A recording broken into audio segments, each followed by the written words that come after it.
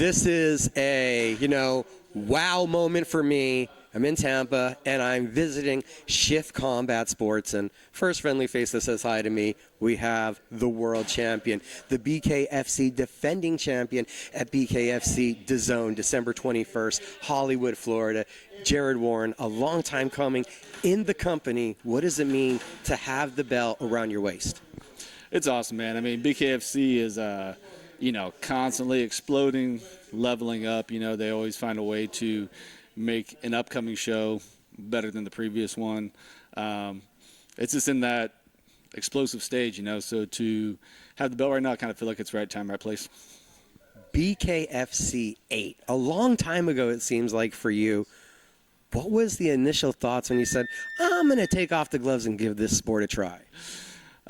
Previous to that, I had a few pro MMA fights, but I didn't really enjoy it per se because I came from a striking background, and I didn't really enjoy the wrestling and grappling like everybody. But there wasn't a lot of pro fighting out there otherwise besides MMA at that point.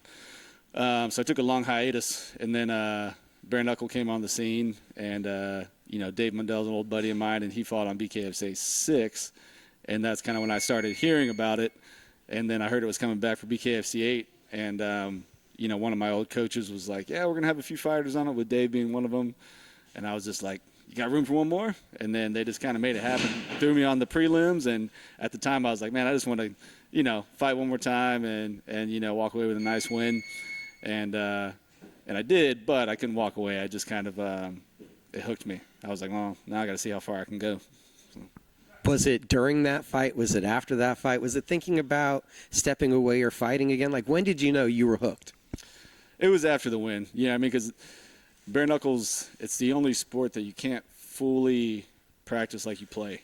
So, like boxing, MMA, kickboxing, though, you can wear the exact same gear that you're going to fight in. You can't practice with bare knuckles in here. Like, even though we're a bare knuckle, type gym, we can't just spar each other with bare hands. It's too easy to cut somebody or to break something. So really, your first bare knuckle fight is like, you don't get the full experience until it's game time, and which is kind of like surreal in itself. It's like going into a play without knowing the script, But it was fun, man. I had a great time. Got a good first round knockout, and I was definitely hooked after that point. Coming into the sport with a wealth of kickboxing knowledge, how much different was bare knuckle than what you expected it to be? Very different. I kind of thought I could get away with, advancing just based off of my knowledge of kickboxing. Like, I did have a good kickboxing career. I was amateur world champ, but I saw pretty quickly that it's not even close to being the same. Head movement, footwork, all that is way different. And fortunately, I got invited to Shift MMA after my second bare knuckle fight, and that's when things started to really progress and take off for me. What has it been about that decision, the move to come here, the team that you're around, that has helped you reach the potential that you have right now? Everything. I 100% believe I would not be champ right now if I didn't start training at Shift. I came in here thinking I knew something. Immediately saw that I was like at a rookie level of actual fight IQ when it comes to just throwing hands. And so that's kind of what I said. I was like, all right, I'm a rookie, treat me as such. And they kind of built me from the ground up. And again, helped me elevate me to where I'm at today. Over the last couple fights, we've seen you in some stylistically totally different matchups.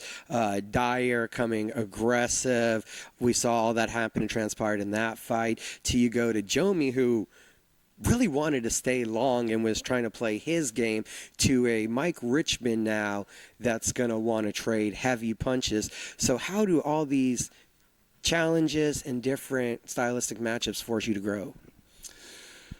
Well, my coach always says, don't worry about what they're going to do. Worry about what you're going to do. So, we work on our technique and style and everything, and we go in and dictate the pace and the style and how it's going to go. If you wait on them, things can easily change. But, Richmond has kind of a similar build and style to, when I went over and fought Danny Christie.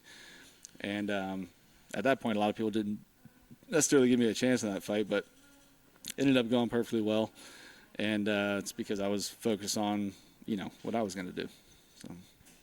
And is that the same kind of mentality and thought process you take into December 21st? Absolutely. How much different do you feel is Mike Richman, or do you feel like there's a comparableness maybe between him and Christie? There are some similarities. I would say, Richman is a bit more of a technical boxer, whereas, Danny's kind of more of like a technical brawler. They both, have shined well with their own style. But, you know what I mean? I don't feel like anything they can throw at me is something that I can't handle. Well, not that you can't handle it, but why do you like the matchup? What is there that you find appealing about this fight? Richmond's the only one in the top 5 that I haven't already fought. And, they play with the rankings. I don't even know. I think maybe now they have him at 3rd. Nobody even really knows how the rankings come about. But that being said, I do think he is the best in the top 5 right now. And that makes it exciting for me, too. I mean, I think he's got a good following still. A lot of people would like to see him come out and compete.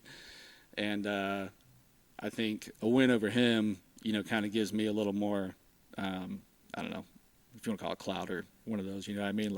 Levels up a little bit. So we asked for this fight, and, they were obviously happy to oblige and get a shot at the title. So I think it works out for everybody, and ultimately it's going to be one for the fans.